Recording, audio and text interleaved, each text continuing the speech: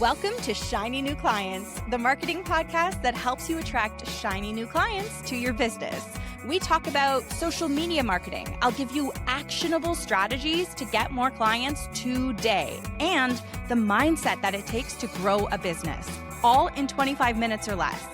Whether you're an online business owner or have an in-person service or even a course or membership, if you've got a service-based business, this is the show you need to fill your calendar. I'm Jenna Harding, your new marketing coach, and this is Shiny New Clients. Get your phone out, bestie. We're optimizing your Instagram profile. We're going to do this for two reasons. One, because you're out there making reels, trying to attract people to you. And when they click your reel, which makes them click your profile and they're deciding if they want to follow you, we need to look good. There are a few things that need to be super clear to this person to turn those views into new followers. If you're getting a ton of profile views and you're getting a ton of reels views and people aren't tapping follow, something's missing that makes those people say, yes, this is for me. I want to stick around and see what this person has to say. Two, because we want people to find you. And there are things that you can do now that you couldn't really do before so that people discover you because of your Instagram profile. Let's begin, starting at the top with your photo. I want it to be clear. I want to see your face. If your photo, like your profile photo right now, is your brand's logo, friend, sister, girl, let's change that. People cannot connect with a logo like they can with your smile and your eyes. So that's the first thing that we want to do. We've done probably hundreds of Instagram audits for our clients inside Magic Marketing Machine. We often use a profile audit as like one of our fast action bonuses. So we've given away many of them and we record like a deep dive of your profile. One of the first things we say to everyone is, can we zoom in on your face? I know we don't want you to just look like anybody else, but we do tell everyone to do a punch in on your face so that we can see your eyes, we can see your smile. Your face is so tiny when someone's looking at your profile on a phone. It's just itty bitty. So if it's a zoom out, we can't even see what is in that picture, right? It's just a mush of colors. So we want to be able to see who you are. I'd love for you to be recognized in public because of your Instagram. Wouldn't that be fun? Right beside your profile picture is your name line. This should be your name followed by search terms. This is something that people do not take advantage of nearly enough. So when someone is searching for something, we need to remember that everybody uses search engines differently. You might go straight to Google when you're looking for a cobbler near you or physiotherapist in Niagara Falls or whatever. You may go to ChatGPT and look for that. You may go to Instagram and search for that. There are billions of people out there and we are all using search differently. So while you might say, oh, nobody's searching for me by my occupation on Instagram, you don't know that. That could be. And even if it weren't, the other things can see it too. Like Google can see it too. And that name line is what they're looking at. That's why if you type your name into Google, your Instagram shows up. So instead, we want to put your name and then like a space, maybe a line icon. And then for instance, mine would be like social media coach. So if somebody Googles social media coach, they're more likely to find me. Anytime you're talking about SEO, we don't need to complicate this. We don't need to become SEO experts. We just need to think about what our clients are Googling and what words they're using to do it. So you probably aren't Googling Instagram strategist, right? You could easily call me an Instagram strategist, but that's just not like the colloquial words that someone is probably searching for. They might be searching for Instagram strategy. But anyway, you want to figure out what your ideal clients are typing in, what words they're using when they're thinking. And those are the words we want there. You can only change that name line once every 14 days. It could even be once every 30 days if you have a new account. So you do want to make sure you can change your bio a million times, but your name line, you need to be a little more careful with. So decide what you want it to be and then change it. Test your links. While we are optimizing your Instagram profile, go ahead and touch your links and make sure they work. You have no idea how many times I try and work with somebody and the links do not work. If you haven't touched them in a while, go ahead and click them. Make sure you're sending people directly to where you want them to go. You're going to be tempted to put your homepage there right there in your Instagram profile. But if your homepage, like for me, that's www.jennaharding.com, that's not going to make a sale from the homepage. In online marketing, one of the rules is limit the path to purchase. So, oh my gosh, this is rapid fire. So we want to basically remove as many clicks as possible. Think about it this way. If it takes like 5 clicks to work with you, click to your Instagram and then a click to your profile page and then a click away from your homepage to your sales page and then a click to the offer that you're thinking about and then another click to the type of payment that you want to use, like whether you want a payment plan or pay in full, for instance, right? Every one of those clicks, you're going to hemorrhage leads. That's just the way of the internet. That's the way it works. You're going to start with 5 people and only one of them is going to make it to the end. So we want to take away as many clicks as possible. So if right now on Instagram, you're promoting an offer and you have a sales page for it on your website, a page on your website dedicated to selling that thing, don't send me to your homepage. I know it's pretty. I know you paid a lot of money for it. Send me right to the sales page. So when I see your reel talking about it, I can get directly there to the thing that you are talking about. For the body of your bio, I have an entire mini offer for this that tells you what to put in your bio, how to frame it so that it's interesting to strangers when they see it. We want them to feel immediately reflected in it, right? So we want people who stumble upon your page or find you through your reel or whatever, we want them to read the bio and go, oh my goodness, that's exactly what I need. This is the person I've been searching for. Part of that is putting language in there that speaks to who your ideal client is and the results they get. Part of it is adding clout to your bio so you look more legit, so we trust you faster. We have an entire mini offer on the body of your bio. It's called 15-minute bio, I think. Is that what it's called? Yeah, it's called 15-minute bio and it costs $15. You can get it below this episode if you want to know what to write in your bio and a whole bunch of examples of what other business owners have done that look damn good and are designed to make people want to work with them.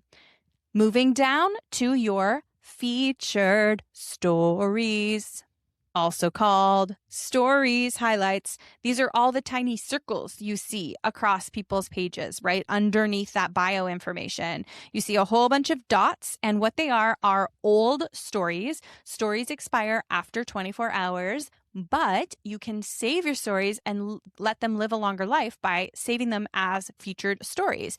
You can have pretty much as many as you want. You can add new stories to the current featured stories, kind of like put them together like chapters in a book. The thing to notice about those is those are for people who are deep diving you. Those are no longer being served to new people. Instagram isn't going to show a stranger or a follower or whatever a featured story. So it's similar to your website, right? People are only going to see those if they actually click to watch those. And that gives us a major clue on what should be in those stories, right? This is for someone who knows who you are because they've showed up here and clicked the story. So if somebody's like creeping you and trying to decide if they want to work with you, what do they need to see at that moment?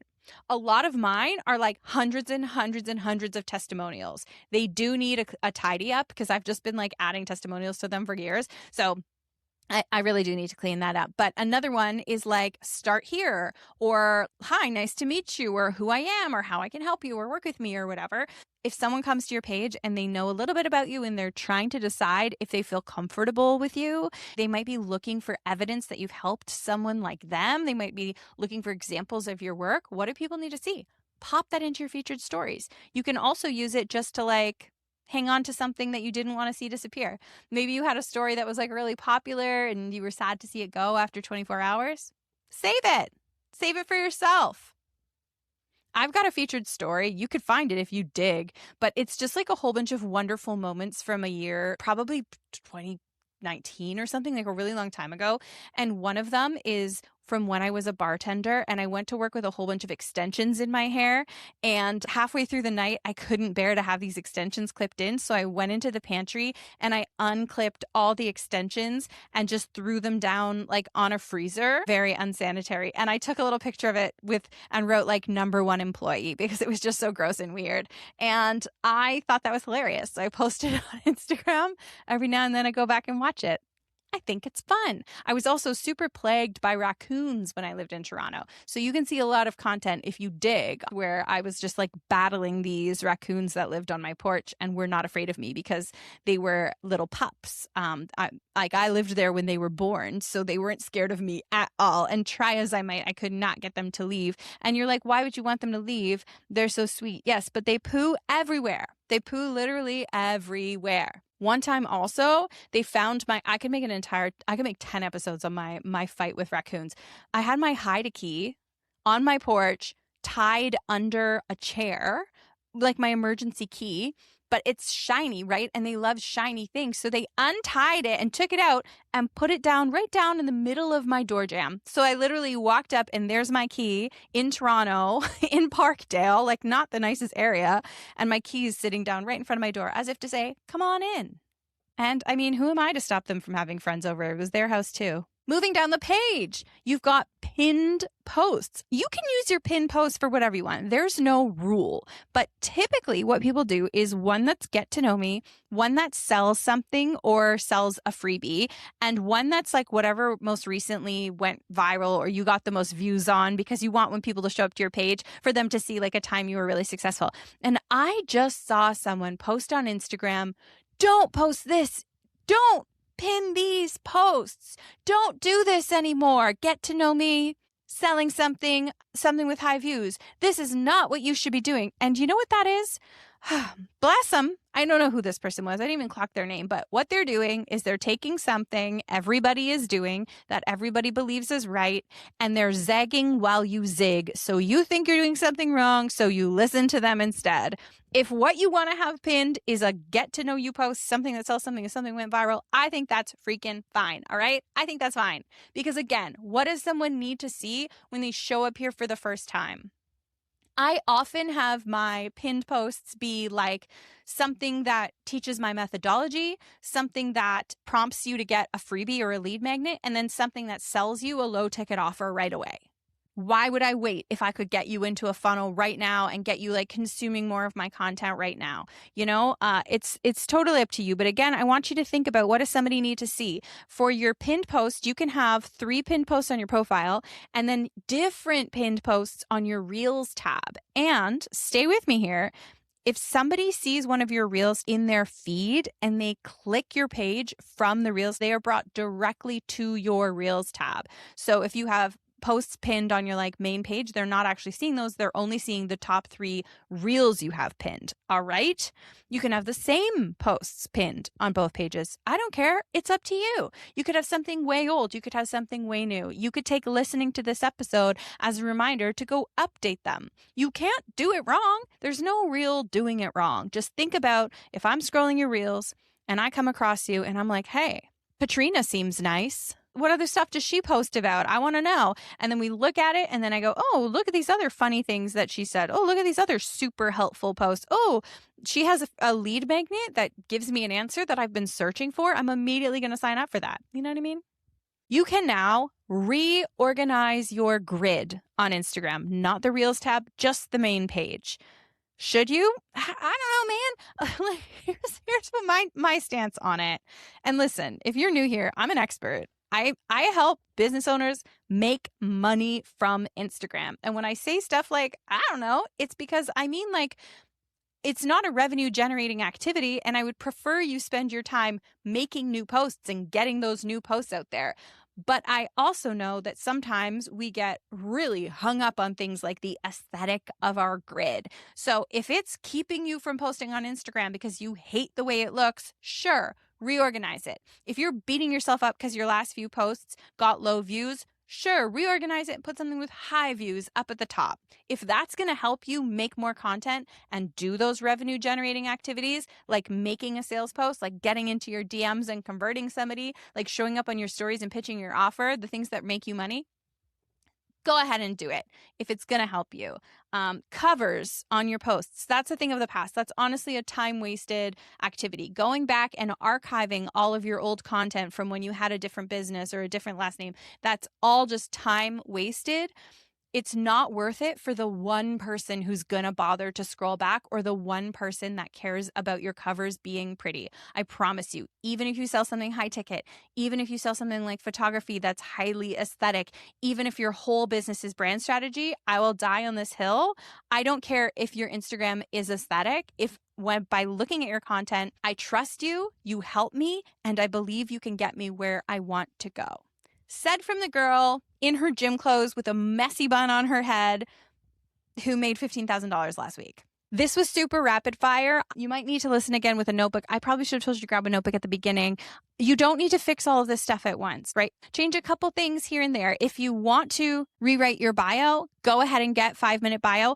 Oh, that's what it's called. It's called 5-minute bio. Go ahead and get 5-minute bio from the show notes. Join Magic Marketing Machine. It's the very first thing we do with you is make sure your bio is super strong and reflects who you are and makes you look amazing. At the end of the day, optimizing your Instagram profile is one thing that you can do to attract more people and make it so that when people find you, they stick around, fall in love with you, and later buy from you. That's the name of the game. I'll see you next week.